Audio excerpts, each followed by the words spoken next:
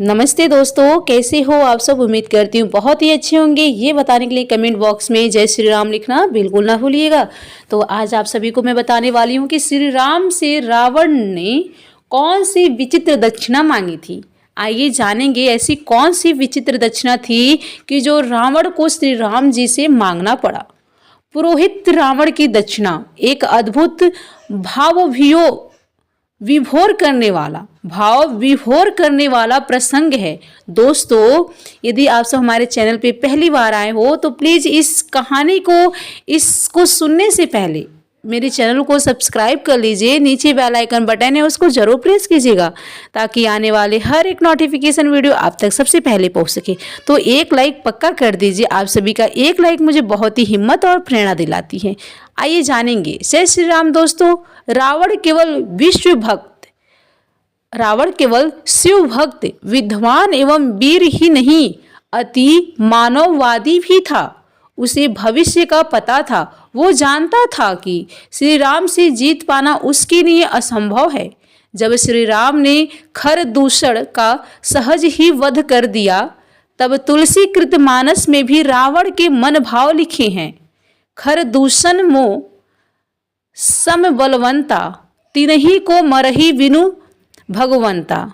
भगवान श्री राम ने रामेश्वर में जब शिवलिंग की स्थापना की, तब आचार्य के लिए रावण को निमंत्रित किया था। रावण ने उस निमंत्रण को स्वीकार किया और उस अनुष्ठान का आचार्य बना। रावण त्रिकाल ज्ञाता था। उसे पता था कि उसकी मृत्यु सिर्फ श्री राम के हाथों लिखी है। वो श्री राम से कुछ भी दक्षिणा मांग सकता था, लेकिन क्या आप जानते हैं कि उसने क्या विचित्र दक्षिणा मांगी होगी। आइए जानते हैं। इस लेख में रावण केवल शिव भक्त विद्वान एवं वीर ही नहीं, बल्कि उसे भविष्य का भी पता था। वो जानता था कि राम से जीत पाना उसके लिए असंभव था। जामवंत जी को आचार्य का निमंत्रण देने के लिए लंका भेजा गया और जामवंत जी शीघ्र आकर दीर्घ आकार थे। आकार में वे कुंभकर्ण से तनिक ही छोटे थे। इस बार राम ने बुद्धि प्रबुद्ध, भयानक और बिहद आकार जामवंत को भेजा है। पहले हनुमान फिर अंगद और अब जामवंत। यह भयानक समाचार विद्युत वेग की भांति पूरे नगर में फैला गया। इस घबराहट से सबके हृदय की धड़कनें लगभग बैठ सी गई थी और निश्चित रूप से जामवंत देखने में हनुमान और अंगद के अधिक ही भयावह थे और सागर सेतु लंका का मार्ग प्राय सुनसान मिला। यही कहीं पर कोई मिला भी तो वे मारे डर के बिना पूछे ही राजपंथ की ओर संकेत कर देते थे। बोलने का किसी से साहस नहीं था। प्रहरी भी हाथ जोड़कर मार्ग दिखा रहे थे। इस प्रकार जामवंत को किसी से कुछ पूछना नहीं पड़ा। यह समाचार द्वारपाल के लगभग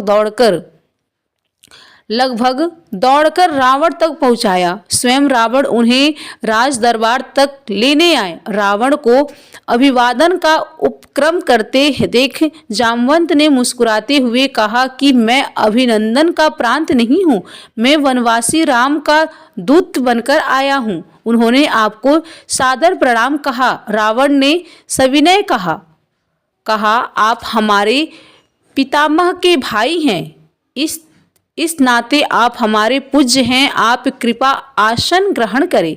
यदि आप मेरा निवेदन स्वीकार कर लेंगे तभी संभवत मैं भी आपका संवेदन सावधानी से सुन सकूंगा। मुझे कोई आपत्ति नहीं है। उन्होंने आसन ग्रहण किया। रावण ने भी अपना स्थान ग्रहण किया और तद उपरांत जामवंत ने पुनः सुनाया कि वनवासी राम ने आपको प्रणाम कहा है। वे सागर सेतु निर्माण उपरांत अब यथाशीघ्र महेश्वर विग्रह की स्थापना करना चाहते हैं। इस अनुष्ठान को संपन्न कराने के लिए उन्होंने ब्राह्मण, वेदों के ज्ञात और शिव भक्त रावण को आचार्य पद पर रावण वरण करने की इच्छा प्रकट की है। उनकी ओर से आपको आमंत्रित करने आया हूँ। इसके उपरांत रावण ने मुस्कान भरे स्वर में पूछ ही लिया कि क्या राम द्वारा महेश्वर विग्रह स्थापना लंका विजय की कामना से किया जा रहा है?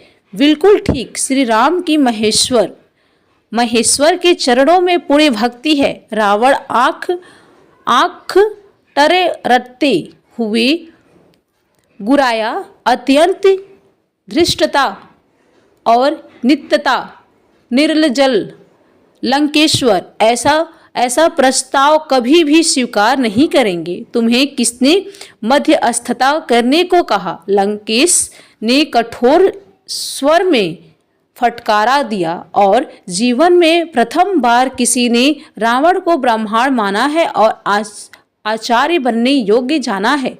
क्या रावण इतना अधिक मूर्ख कहलाना चाहेगा कि वो भारतवर्ष के प्रथम प्रशंसित महर्षि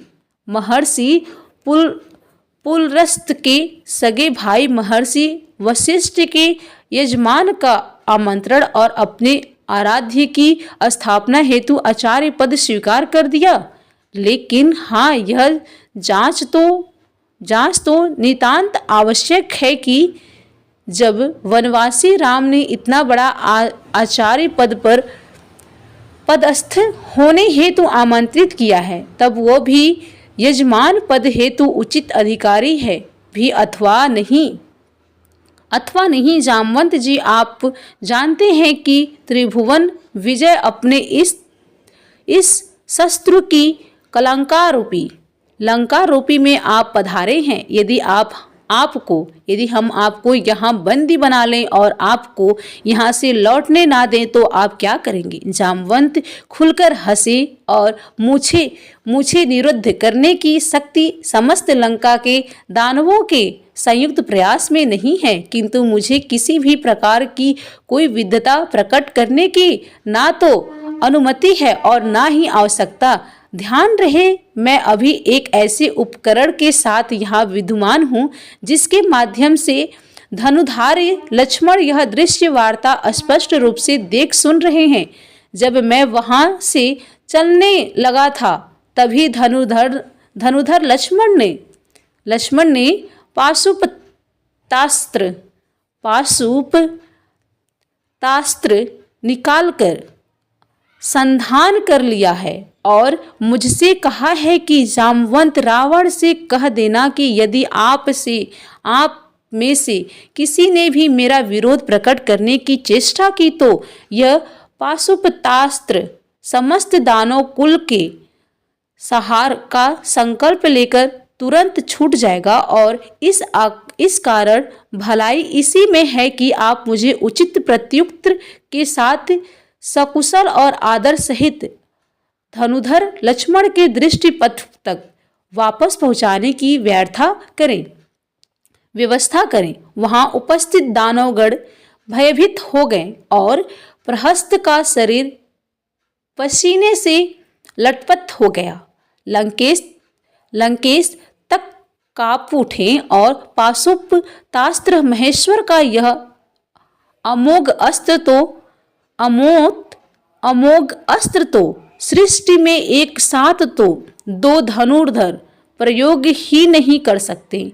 अब भले ही वह रावण मेघनाथ के पास में भी हो, जब लक्ष्मण ने उसे संधान स्थिर में लाया ही दिया, तब संभव भगवान शिव भी अब उसे उठा नहीं सकते। उसका तो कोई प्रतिकार है ही नहीं। रावण ने अपने आप को संभाल कर कहा, आप पधारें यजमान, उचित अधिकारी हैं। उसे अपने दूत को संरक्षण देने आया है। राम से कहेगा कि मैंने उसका आचार्य स्वीकार किया। जामवंत को विदा करने के तत्काल उपरांत लंकेश ने सेवकों को आवश्यक सामग्री संग्रह करने हेतु आदेश दिया और स्वयं अशोक वाटिका पहुंचे। जो आवश्यक उपकरण यजमान उपलब्ध न कर सके उसे जुटाना आचार्य का परम कर्तव्य होता है। रावण रावण जानता है कि वनवासी राम के पास क्या है और क्या होना चाहिए। अशोक उद्यान पहुंचते ही रावण ने सीता से कहा कि राम लंका की कामना से समुद्र तट पर महेश्वर लिंग विग्रह की स्थापना करने जा रहे हैं और रावण को आचार्य वर्ण किया है। यजमान का अनुष्ठान पूर्ण हो, यह दायित्व आचार्य का भी होता है। तुम्हें विदित है कि अर्धांगिनी के बिना गृहस्थ के सभी अनुष्ठान अपूर्ण रहते हैं। विमान आ रहा है, उस पर बैठ जाना। ध्यान रहे कि तुम वहां भी रावण के अधीन ही रहोगी। अनुष्ठान समापन उपरांत यहाँ आने के लिए विमान पर पुनः बैठ जाना। स्वामी का आचार्य अर्थात स्वयं का आचार्य यह जाना। जानकी जी ने दोनों हाथ जोड़कर मस्तक झुका दिया। स्वस्थ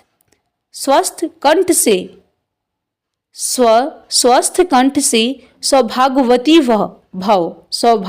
भव कहते हुए रावण ने दोनों हाथ उठाकर भरपूर आशीर्वाद दिया। सीता और अन्य आवश्यक उपकरण सहित रावण आकाश मार्ग से समुद्र तट पर उतरा।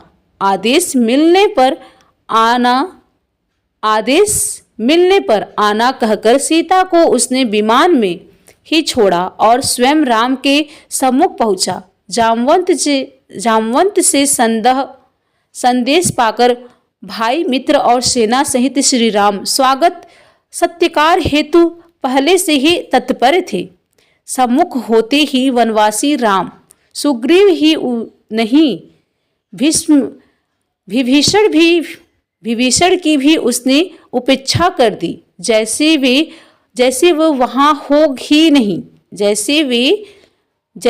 वहां हो ही नहीं। भूमि शोधन के उपरांत रावण आचार्य ने वहां की यजमान अर्धांगिनी कहा है, उन्हें यथा स्थान आसन दे। श्री राम ने मस्तक झुकाते हुए हाथ जोड़कर अत्यंत विनम्र स्वर में प्रार्थना की कि यदि यजमान अगर असमर्थ हो तो योग आचार्य सर्वाकृत विकल्प के अभाव में अन्य समकक्ष विकल्प से भी तो अनुष्ठान संपादन करा सकते हैं। तब रावण आचार्य ने कहा, किंतु अन्य विकल्प के अभाव में ऐसा संभव है, प्रमुख विकल्प के अभाव में नहीं। यदि तुम अविवाहित विधुर अथवा परित्यक्ता होते तो संभव था। इन सब के अतिरिक्त तुम सन्यासी भी नहीं हो और पत्नीहीन वानप्रस्थन का भी तुमने व्रत नहीं किया है। इन परिस्थितियों में पत्नी रहित अनुष्ठान तुम कैसे कर सकते हो? श्री राम ने मुस्कुराते हुए कहा, इसका कोई उपाय है आचार्य? रावण आचार्य ने कहा, अवश्य, लेकिन आचार्य आवश्यक साधन उपकरण अनुष्ठान उपरांत वापस ले जाते हैं। स्वीकार हो तो किसी को भेज दो। सागर सत्रिकट पुष्पक विमान में यजमान पत्नी विराजमान है। श्री राम ने हाथ जोड़कर समस्त झुकाते हुए मौन भाव से इस सर्वश्रेष्ठ युक्ति को स्वीकार किया और श्री राम के आदेश के परिपालन में विभीषण मंत्रियों सहित पुष्कर विमान तक गए और सीता सहित लौटे। यजमान आचार्य के इस आदेश का वैदेही ने पालन किया और गणपति पूजन, कलश स्थापना और अनुग्रह पूजन उपरांत आचार्य ने पूछा, लिंग विग्रह? यजमान ने निवेदन किया कि उसे लेने गत रात्रि के प्रथम पहर से पवन पुत्र कैलाश गए हुए हैं, अभी तक लौटे नहीं हैं, आते ही होंगे। आचार्य ने आदेश दिया, विलंब नहीं किया जा सकता, उत्तम मुहूर्त उपस्थित है, इसलिए अविलंब न करें और यजमान बालू का लिंग विग्रह स्वयं बना लें। जनक नंदिनी ने स्वयं के कर कमल से समुद्र तट की आर्द्र रेणुका से आचार्य के निवेदन अनुसार यथेष्ट लिंग विग्रह निर्मित किया। यजमान द्वारा रेणुका का आधार पीठ बना गया। श्री राम सीताराम ने वही महेश्वर लिंग विग्रह स्थापित किया और आचार्य ने परिपूर्ण विधि विधान के साथ अनुष्ठान संपत्ति कराया। तब आती है बारी आचार्य की दक्षिणा की। श्री राम ने पूछा, आपकी दक्षिणा? आचार्य पुनः एक बार सभी को चौंका दिया। आचार्य के शब्दों ने रावण आचार्य ने कहा, घबराओ नहीं यजमान, स्वर्णपुरी के स्वामी की दक्षिणा संपत्ति नहीं हो सकती। आचार्य जानते हैं कि उनका यजमान वर्तमान में वनवासी है, लेकिन फिर भी राम अपने आचार्य की भी जो भी मांग हो उसे पूर्ण करने की प्रतिज्ञा करते हैं। रावण ने कहा, आचार्य जब मृत्यु शय्या ग्रहण करे तब यजमान सम्मुख उपस्थित रहे। आचार्य ने अपनी दक्षिणा मांगी। ऐसा ही होगा। आचार्य यजमान ने वचन दिया और समय आने पर निभाया भी। रघुकुल रीति सदा चली आई, प्राण जाए पर वचन न जाई। यह दृश्य वार्ता देख सुनकर सभा में उपस्थित समस्त जन समुद्राय के नैना अभिराम प्रेम अश्रु जल से भर गई। सभी ने एक साथ एक स्वर से सच्ची श्रद्धा के साथ इस अद्भुत आचार्य को प्रणाम किया। रावण जैसे भविष्य दृष्टा ने जो दक्षिणा मांगी उससे बड़ी दक्षिणा क्या हो सकती थी। जो रावण यज्ञ कार्य पूरा करने हेतु राम की बंदी पत्नी को शत्रु के समक्ष प्रस्तुत कर सकता है, वह राम से लौटा जाने की दक्षिणा कैसे मांग सकता है। बहुत कुछ हो सकता था। काश प्रभु राम को वनवास ना होता, काश माता सीता वन ना जाती, किंतु यह धरती तो है ही पाप भुगतने वालों के लिए, और जो यहाँ आया है उसे अपने पाप भुगतने होंगे। और इसलिए रावण जैसे पापी लंका का स्वामी हो सकता है, लेकिन देवलोक का नहीं। वह तपस्वी रावण जिसे मिला था ब्राह्मण से विद्वता और अमरता का वरदान, जिसने शिव भक्ति से पाप शक्ति का वरदान, चारों वेदों का ज्ञाता, ज्योतिष का पारंगत, अपने घर की वास्तु शांति हेतु आचार्य रूप में जिसे भगवान शंकर ने किया आमंत्रित, शिव भक्त रामेश्वरम में शिवलिंग पूजा हेतु अपने शत्रु प्रभु राम का जिसने स्वीकार किया निमंत्रण, आयुर्वेद, रसायन और कई प्रकार की जानकारी, विधियां, अस्त्र शस्त्र तथा मंत्र की सिद्धता, शिव तांडव स्तोत्र का महान कवि, अग्निवाण ब्रह्मास्त्र ही नहीं जिसे देखते ही दरबार में राम भक्त हनुमान भी एक बार मुंद हो बोल उठे थे। राक्षस राजस्य स्वर लक्ष्मण युक्त, काश रामानुज लक्ष्मण ने सुपर्णखा की नाक ना काटी होती। काश रावण के मन में सुपर्णखा के प्रति अगाध प्रेम ना होता। गर बदला लेने के लिए सुपर्णखा ने रावण को ना उपकाशा होता तो रावण के मन में सीता हरण का ख्याल कभी ना आया होता। इस तरह रावण में अर्धमर बलवान ना होता तो देवलोक का भी स्वामी रावण ही होता। रामेश्वर देवस्थान में लिखा हुआ है कि इस ज्योतिष लिंग की स्थापना श्री राम ने रावण द्वारा कराई थी। वाल्मीकि रामायण और तुलसीकृत रामायण में इस कथा का वर्णन नहीं है, पर तमिल भाषा में लिखी महर्षि कम्बन की रामावतार की यह कथा है। तमिल में रामायण को रामावतारम के रूप में जाना जाता है, जिसे तमिल कवि कम्बन ने 12वीं शताब्दी के दौरान लिखा था। ये कथा हमें बहुत कुछ सिखाती है।